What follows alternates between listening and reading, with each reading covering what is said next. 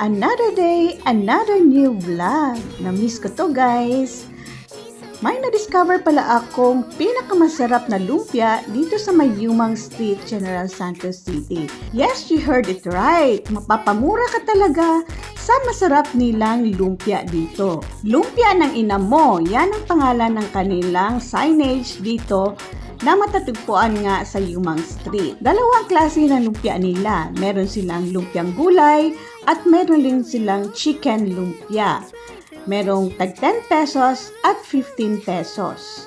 Super sarap talaga ng kanilang sauce guys, kaya binabalik-balikan ko dito sa lumpia ng ina mo.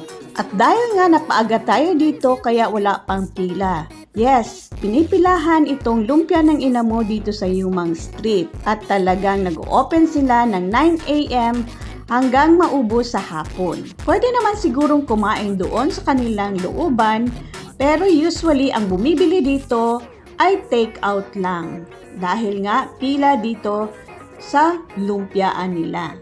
So ano pang inaantay nyo guys? Puntahan na ninyo at masubukan ang lumpia ng ina mo dito sa Yumang Street, General Santos City. Thank you for watching and God bless everyone. Bye!